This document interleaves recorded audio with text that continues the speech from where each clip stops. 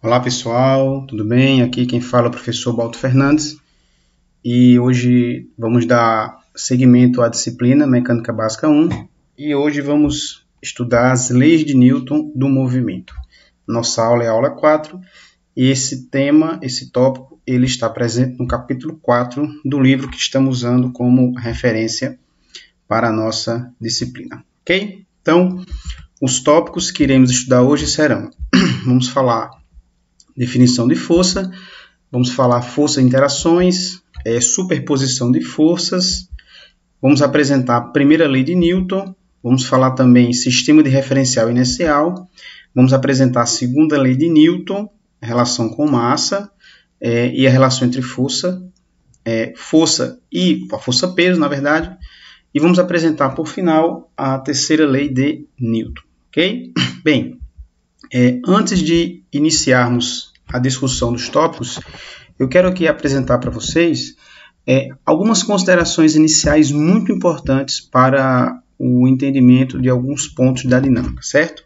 Primeiro, as leis de Newton não são somente de Newton. Isso mesmo, pessoal, certo?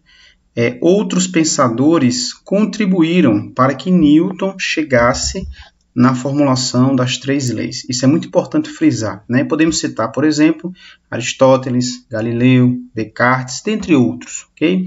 Então, as leis de Newton, elas teve importante influência de outros pensadores, ok? Um outro ponto importante, né? As leis de Newton são o fundamento da mecânica clássica ou mecânica newtoniana, ok? Os sistemas mecânicos, eles sofreram muito uma importante influência, né, das concepções elaboradas por Isaac Newton, ok? Bem, vamos também apresentar na nossa aula de hoje, né, que existe uma diferença entre referenciais inerciais e não inerciais, tá? Outro ponto importante, as leis de Newton são válidas para corpos ou sistemas, pessoal, que apresentam baixas velocidades. Para sistemas que apresentam velocidades próximas à da luz, as leis de Newton tornam-se limitadas. Por isso, né, que surgem as concepções da física moderna, a teoria da relatividade, a mecânica quântica, para explicar fenômenos que ocorrem com altas velocidades.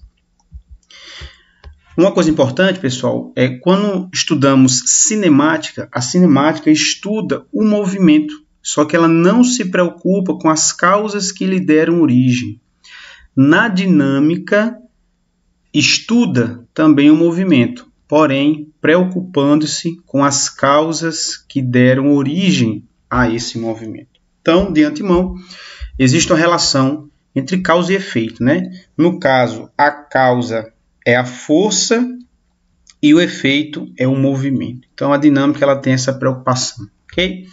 Então, essas são as considerações iniciais que é importante frisar antes de iniciarmos a discussão dos tópicos apresentados no início da nossa videoaula, ok? Bem, então vamos começar aqui. Primeiro ponto, definição de força. Antes de apresentar a definição de força, eu quero trazer aqui uma problematização para vocês, ok? Não sei se vocês estão recordados, mas existe um desenho, né, um desenho um pouco antigo do nosso herói He-Man. Só que antes de existir He-Man, né, na verdade, o príncipe Adam que diz aquela frase célebre. A frase que ele diz é essa aqui, ó. Pelos poderes de Grayskull, eu tenho a força. Então, qual é a problematização que eu quero lançar aqui na nossa videoaula? Qual é o erro conceitual na frase dita pelo príncipe Adam antes de se transformar em He-Man, certo? Então, existe um erro conceitual nessa frase e o erro é justamente esse aqui, ó. É ele dizer eu tenho a força. Esse é o erro conceitual na frase dita pelo príncipe Adam. Eu tenho a força. Mas por que isso é um erro conceitual? Por um simples motivo, pessoal. Na verdade, ninguém tem força. O que nós temos é energia. Nós podemos aplicar uma força, transferindo energia, realizando um trabalho. Então, essa sequência de ideias, né, justifica o erro conceitual dito na frase do príncipe Adam. Então, ninguém tem força. Nós temos energia, nós podemos aplicar uma força, transferindo parte da energia, consequentemente, realizando um trabalho. Muito importante isso aqui, não esqueçam essa sequência de ideias, ok? Então, a frase dele deveria ser: pelos poderes de Grayskull, eu tenho energia, tá certo? Ok? Então, diante disso, nós vamos dar seguimento aqui a nosso primeiro ponto dos tópicos apresentados no início da nossa videoaula, tá? Então, pessoal, força, primeiro, é uma grandeza física vetorial, certo? Sendo vetorial, nós precisamos informar para a grandeza 3 pontos importantes, né? Precisamos informar o módulo, precisamos informar a direção e nós precisamos informar o sentido. Então, para toda grandeza vetorial, precisamos informar essas 3 características, tá? Outra coisa importante, vocês estão percebendo aqui quando foi representado aqui o F, né, que é a letra que a gente usa para representar a força, que nós colocamos esse ente matemático em cima, essa setinha, justamente para dizer que é uma grandeza vetorial, certo? Então, uma definição para força. Força é uma interação física entre 2 corpos ou entre um corpo e o ambiente, capaz de alterar a velocidade e ou promover deformação do sistema ou entre os corpos, ok? Pois bem, é importante perceber, né, lembrar também que no sistema internacional, no SI, a unidade de força é o Newton, e a gente representa com a letra N maiúscula. De fato, reforçar que é uma grandeza vetorial. E existem, pessoal, as interações, elas podem ser interações de campo ou interações de contato, tá? Vamos apresentar aqui as interações de campo estudadas na mecânica e a interação de campo estudado na mecânica e as interações de contato também estudados na mecânica, certo? Então, vamos lá. Forças de contato. Primeira força de contato que a gente estuda é a força normal, certo? A força normal é uma força exercida por uma superfície. Nessa figura, esse vetor F é a força que a mesa exerce sobre a maçã. Então, essa força aqui é a força normal, tá certo? Esse outro vetor que está representado na figura, a força que a Terra faz na maçã, e essa força aqui seria a força de campo, né? A força peso, ok? Então, a força normal é uma força de contato, certo? Outra força de contato é a força de atrito. A força de atrito que vai atuar entre 2 superfícies, devido às irregularidades que existem entre as superfícies. E a força de atrito ela vai surgir quando há movimento relativo entre as superfícies ou tendência de movimento entre as superfícies, tá certo? Aqui nós estamos apresentando um pouco, né, das forças de contato e da força de campo, mas iremos mais em outras videoaulas detalhar um pouco sobre essas forças, ok? Bem, mais uma força de contato é a força de tensão, tá? Nessa figura aqui, que foi tirada lá do nosso livro, ela traz aqui como ilustração um pedreiro puxando um bloco. Então, o pedreiro aplica uma força na corda e a corda transmite a força puxando o bloco. Então, essa força de tensão também é uma força de contato, certo? E mais uma força de contato, a força elástica. A força elástica, pessoal, ela vai surgir quando, né, os corpos sofrem deformação. Nessa figura que eu estou apresentando aqui, então esse bloco ele foi puxado com a força F e o bloco esticou a mola, ou seja, deformou uma quantidade X, tá certo? Então, devido a essa deformação, surge a força elástica quando o sistema não está mais sendo puxado pela força F. O que vai acontecer é que a força elástica vai trazer o objeto para a posição que ele saiu. Se não existir atrito, vai ficar oscilando entre uma posição X e menos X, por exemplo, ok? Mas o que eu quero mostrar aqui é que essa força elástica também é uma força de contato, certo? Então, essas 4 são as forças de contato, certo? Força normal, força de tensão, força de atrito e a força elástica, certo? Bem, e a força que age, né? A força de campo, força que atua de longo alcance, né? É a força-peso, como a gente chama no início do curso de mecânica, e quando apresenta a gravitação universal, a lei da gravitação universal, a gente, né, apresenta também a força gravitacional, que seria a mesma força-peso, certo? Então, pessoal, a força gravitacional, força-peso, é a força que atua a longo alcance, certo?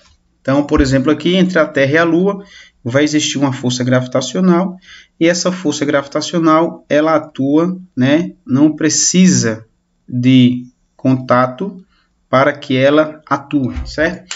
Existem outras forças que agem de longo alcance, por exemplo, a força elétrica e a força magnética, tá? Mas são forças estudadas em outra parte da física, ok? Então, aí estão as forças, né, e as interações, ok? Na verdade, força e interação apresentando aí a ideia de força de contato e força de campo. Nosso terceiro ponto, pessoal, está associado à superposição de forças, certo? Força sendo uma grandeza vetorial, então nós podemos somar, podemos subtrair, tá certo? Mas a ideia aqui é mostrar para vocês o seguinte, ó. Quando você tem duas forças, por exemplo, F1 e F2, e elas estão atuando simultaneamente em um corpo, o efeito sobre o movimento é o mesmo que o efeito produzido por uma única força, que eu vou chamar de R, tá? Esse R aqui está associado à palavra resultante, tá bom? Então, a ideia é essa. Se eu tenho duas forças que agem ao mesmo tempo, é como se essas forças equivalessem ao valor de uma força chamada de força resultante, certo? Pois bem, isso está associado ao que eu chamo de princípio da superposição de forças, tá certo?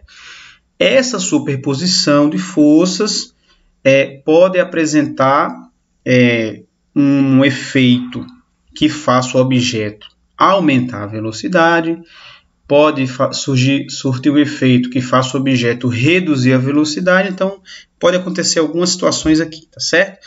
Lembrando que os vetores, né, apresentam módulo, direção e sentido, e nem sempre dois vetores vão apresentar o mesmo sentido, tá? Então por isso que eu vou ter aqui várias situações associadas a essa soma, tá bom? Bem, então, nessa figura aqui que a gente traz na nossa videoaula, nós temos aqui um bloco sendo puxado por duas forças, ó, F1, tá? E F2.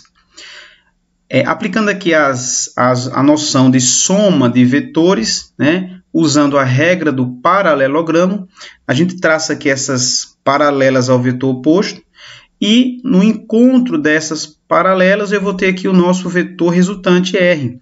Então, R é a soma vetorial de F1 mais F2, tá certo? Então, lembrando que o efeito de F1 e F2 é o mesmo efeito que R proporciona no nosso sistema, que é o nosso corpo aqui, tá certo? Bem, outro ponto que a gente pode também apresentar e visualizar é isso aqui, ó. Eu posso fazer uma decomposição de forças, tá? Então, por exemplo, aqui nessa figura nós temos um vetor F, ó, uma força F, que forma um ângulo θ, tá? Essa força F vai ter uma componente na direção x, que eu chamo de Fx, e uma componente na direção do eixo y, que vai ser o Fy, tá? Para você encontrar essas componentes fx e fy, você vai usar trigonometria básica, tá? Então, a componente fx, ó, é o lado que está encostado no ângulo. Logo, para você encontrar o módulo de f, você pega o módulo de fx, é só pegar o módulo da força e multiplicar pelo cosseno do ângulo. E para você encontrar o módulo da componente fy, né, é uma componente que está oposta ao ângulo, e a componente oposta aqui, ó, no ângulo, você vai usar a função seno, ok? Muito bem. Lembrando, né, que juntos os dois componentes, né, exercem o mesmo efeito da força F, ok? Então, aí seria uma ideia inicial sobre a parte de sobreposição de forças, decomposição e o efeito individual das componentes, que equivale ao efeito da força F, que seria aqui a nossa força resultante, tá bom? Então, um exemplo aqui mais genérico, aqui nós temos duas forças, olha, F1 e F2, tá? Então, F1 vai ter uma componente no eixo X e F2 vai ter uma componente no eixo X. F1 vai ter uma componente no eixo Y e F2 vai ter uma componente no eixo Y. Então, nós teremos aqui, ó, uma resultante no eixo X, que vai ser o somatório das componentes no eixo X.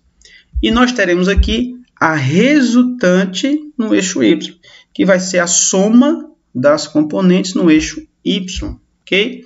Então, para você achar um módulo de R, nós vamos usar aqui a definição trigonométrica, e o módulo de R é a raiz quadrada da soma dos quadrados de cada direção. Então, no caso, Rx ao quadrado mais Ry ao quadrado. Então, de um modo geral, o vetor resultante R é a soma de todos os vetores força que eu tenho atuando no sistema, tá? Então, R é o somatório de todas as forças que estão atuando no nosso sistema, ok? Então, essas foram as informações associadas ao nosso ponto 3, tá? Então, vamos aqui agora apresentar a primeira lei de Newton. O que diz a primeira lei de Newton? Quando a força resultante, né? Lembrando que nós estamos usando o vetor R para indicar a força resultante. Então, quando a força resultante sobre um corpo é igual a zero, ele se move com velocidade constante, a qual pode ser nula ou diferente de zero, ok? O que acontece quando a velocidade é constante e nula? Acontece que o corpo está em repouso. E velocidade constante diferente de zero. Nós temos aqui o MRU, tá? Aí, nesse caso aqui, lembrando que não tem aceleração, tá certo? Em outras palavras, todo o corpo tende a permanecer em repouso ou em movimento retilíneo uniforme, a não ser que a força resultante que atua sobre ele seja não nula. Aí está a primeira lei de Newton, certo? Então, traz aqui novamente uma figura, que nós temos aqui um objeto sendo empurrado em uma mesa. A mesa vai ter um pouco de atrito, por isso que ele vai deslizar um pouco. Já numa mesa de gelo, né, que o atrito é menor, o disco ele vai deslizar com mais facilidade. E numa mesa de hóquei, né, que é aquela mesa que tem uns furinhos nos quais o ar comprimido sai, então você reduz ainda mais o atrito. Ou seja, então aqui nós estamos aplicando uma força, tá certo? Inicial. E o que vai acontecer é que, aplicada essa força, você altera o estado de repouso desse objeto. Mas, de acordo com a superfície que ele está, ele vai se deslocar, certo? E, se não existir nenhuma força que dificulte que ele se movimente, ele vai se movimentar infinitamente com uma velocidade constante. Então, essas figuras tentam mostrar isso, tá? Óbvio que na figura C, se a mesa for infinita, ao empurrar o objeto, ele se move infinitamente com velocidade constante, ou seja, ele estava em repouso, aplicamos uma força, ele entrou em movimento com uma certa velocidade. Caso não tenha mais nenhuma força, ele continua esse movimento até que uma força resultante diferente de zero atue sobre ele. Ok? Bem, então outras situações aqui que a gente pode ilustrar a primeira lei de Newton, né? Um cavaleiro está em um cavalo e o cavalo para bruscamente. Então a força foi aplicada nos pés do cavalo e não no cavaleiro. Logo, a tendência é ele continuar em movimento. Por isso que na figura mostra que ele vai ser jogado para frente. E outra figura aqui, um carrinho, cachorro preso ao carrinho e um menino, e o cachorro arranca bruscamente, né? Então, quando o cão entra em movimento, o menino em repouso em relação ao solo tende a permanecer em repouso, pois a força foi aplicada no carrinho e não no menino, tá certo? Importante perceber que em relação ao carrinho, o menino é atirado para trás, porque ele tende a ficar no local que ele está, já que não teve uma força atuando sobre ele para alterar o seu estado de repouso, certo? Bem, muito bem. Então, resumindo, para um corpo em repouso, a soma vetorial das forças resulta em um vetor nulo, tanto no eixo x quanto no eixo y. Nesse caso aqui, dizemos que eu estou em equilíbrio estático, ok? E para um corpo em movimento retilíneo uniforme, também a soma vetorial das forças resulta em um vetor nulo, tanto no eixo x como no eixo y. Nesse caso, dizemos que eu tenho um equilíbrio dinâmico, tá? Então, cuidado.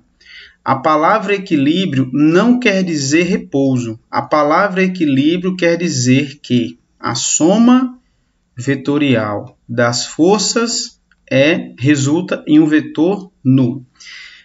Atenção aqui, uma observação importante. Estamos apresentando, né, a parte da dinâmica associada aos movimentos retilíneos, tá bom?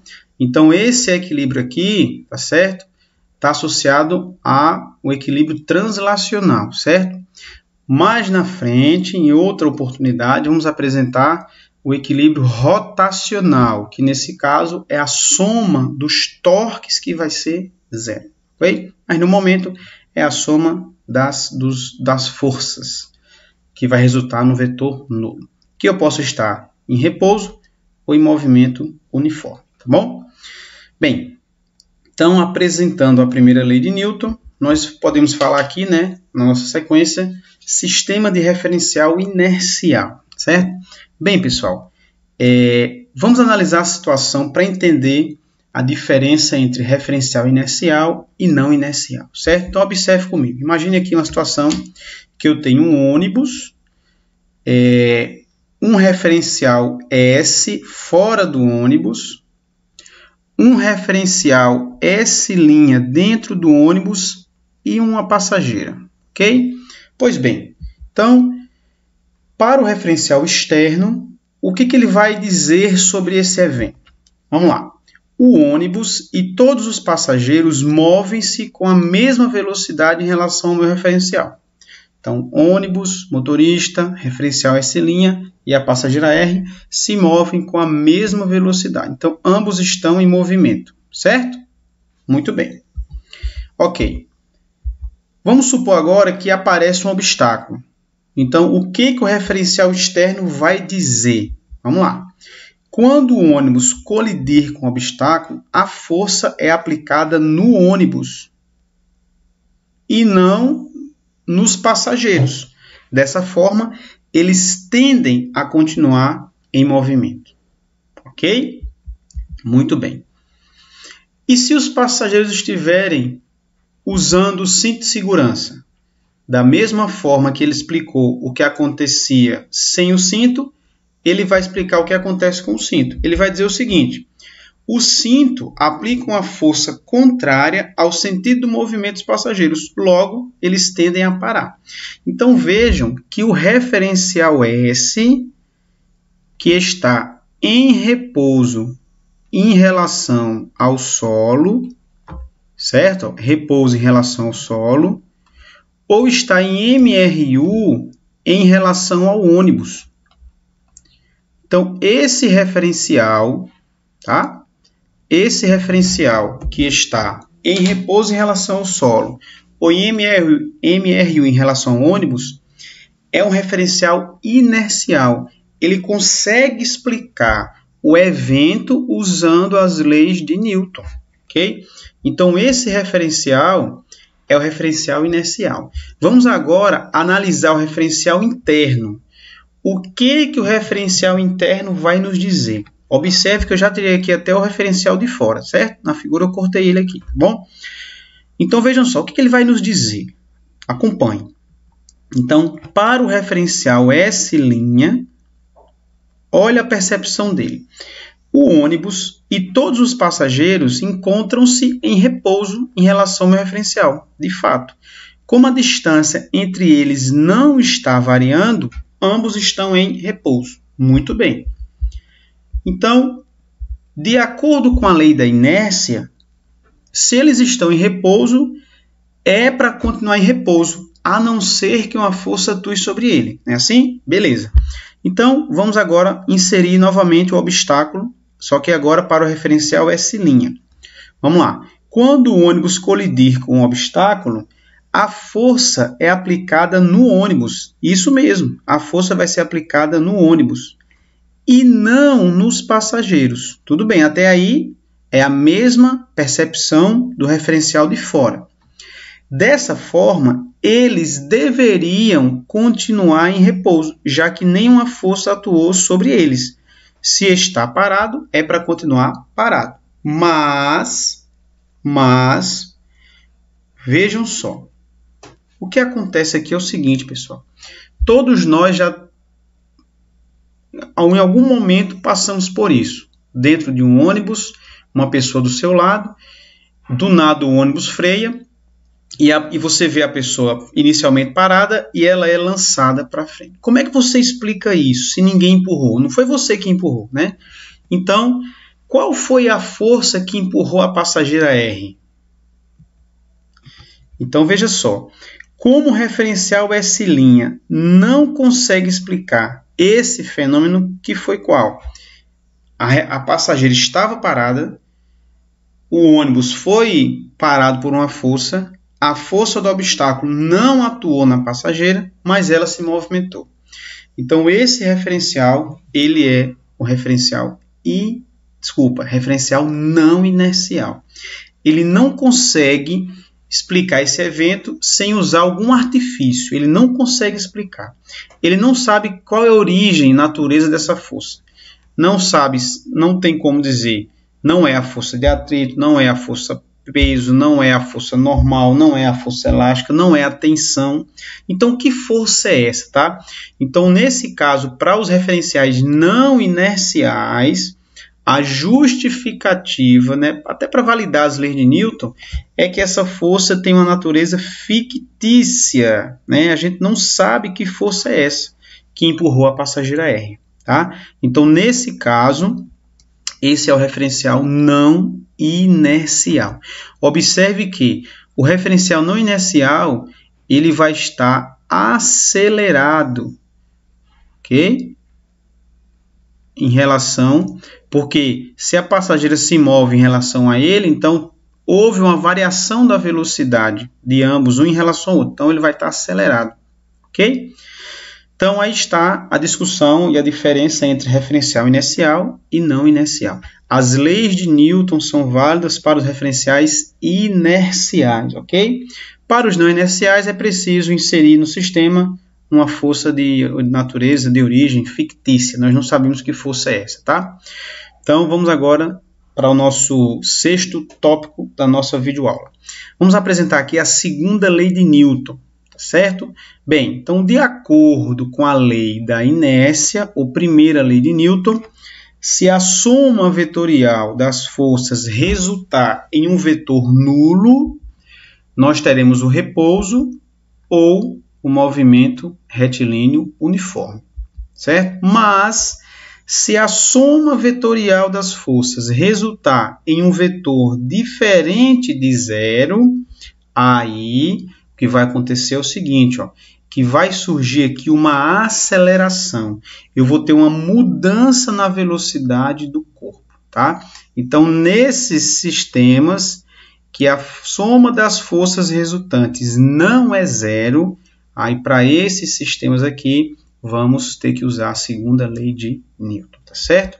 Então, essa figura também que a gente apresenta aqui, ela ilustra isso. Na situação A, nós temos aqui a força resultante que age no sistema é zero, então o objeto se move com velocidade constante, ok? O vetor aceleração aqui vai ser nulo, tá? Pois bem, na situação B, pronto. Existe uma força resultante na direção e sentido do movimento. Então, vai ter uma aceleração que vai fazer o módulo da velocidade aumentar. Na situação C, nós temos uma força resultante que está atuando no sentido contrário ao movimento do corpo. Então, observe aqui que o módulo do vetor velocidade vai diminuir. Na situação B, é um movimento acelerado. Na situação C, é um movimento chamado de retardado, ok? Pois bem, então, na situação B e C, a força resultante ela é diferente de zero. Então, o movimento não vai ser uniforme, tá? São nesses sistemas aqui que a gente usa e a gente apresenta a segunda lei, certo?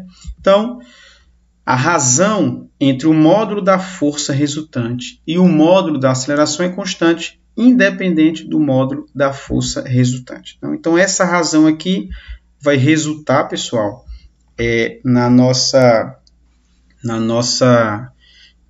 grandeza massa, tá certo? E essa razão, tá? E o módulo a razão entre a força e o módulo da aceleração, a gente chama de massa inercial ou simplesmente de massa, tá certo?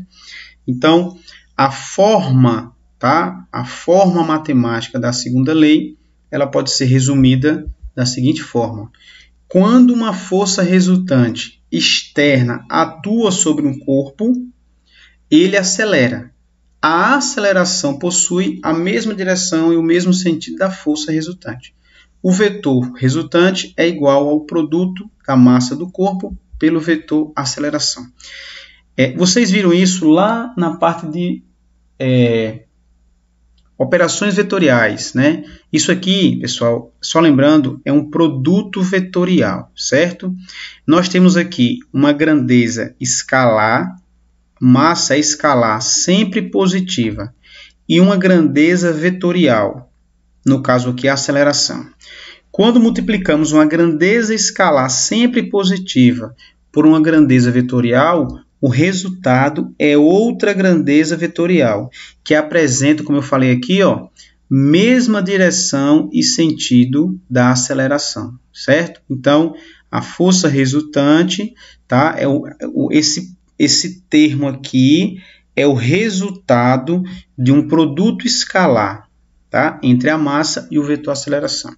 E como foi falado aqui, a direção e o sentido da força é igual a o vetor aceleração, certo? Pois bem, então, só lembrando que a massa tem que ser expressa em quilogramas, a aceleração em metro por segundo ao quadrado e a força tem que ser expressa em Newton, ok? Então, aí está, certo? Uma aplicação que a gente pode apresentar em relação à segunda lei é falar um pouco mais da força-peso ou força gravitacional.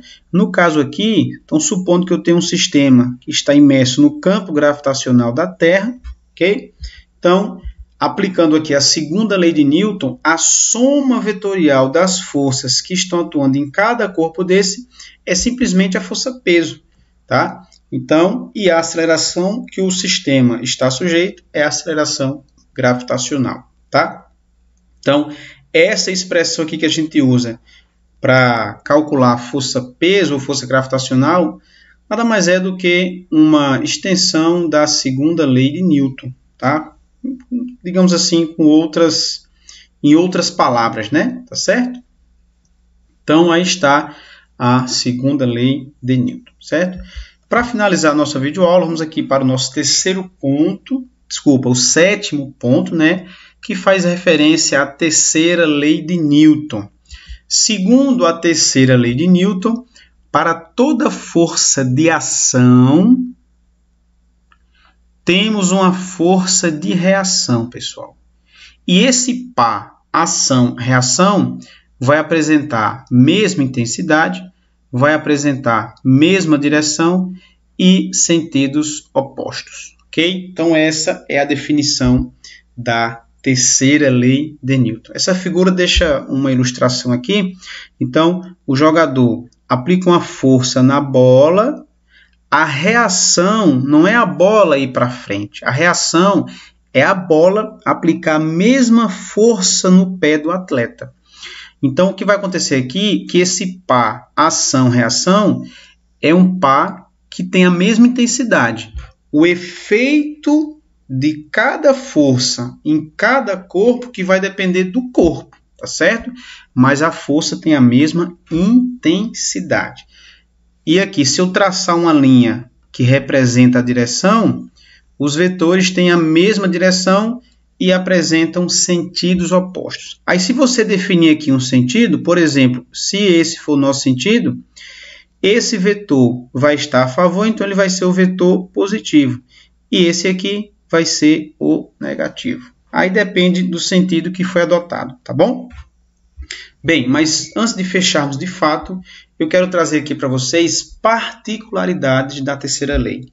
Primeira, o par de forças ação-reação atuam no mesmo intervalo de tempo, ou seja, elas são simultâneas. Não é porque você diz, para toda ação tem uma reação. Essa forma que você escreve não diz que a ação vem primeiro, tá? As duas forças atuam no mesmo intervalo de tempo. Outra situação interessante, outra particularidade, é que o par de forças não pode ser equilibrado. Mas por que, professor? Você só pode equilibrar duas ou mais forças que atuam no mesmo corpo. E o par ação-reação age em corpos diferentes, tá bom? E um terceiro ponto, muito importante, algumas questões tentam pegar, né, de surpresa. Pessoal, a reação da força-peso não é a força normal. Mas por quê? Porque a força-peso e a força normal agem no mesmo corpo. Lembrem-se que, para ser ação e reação, devem atuar em corpos diferentes. Então, a reação do peso não é a força normal. E onde está a reação do peso? Está na Terra. Se a Terra atrai você, você atrai a Terra. Então, a reação à força-peso está no centro da Terra. Todos nós estamos aplicando uma força na Terra. Aí é a reação. Beleza? Então, com isso, a gente encerra a nossa videoaula do capítulo 4. E eu agradeço a todos vocês. Se vocês gostaram aí da videoaula, deixe lá o seu joinha, deixe lá um comentário na descrição do vídeo e nos vemos na nossa próxima aula. Obrigado e até logo.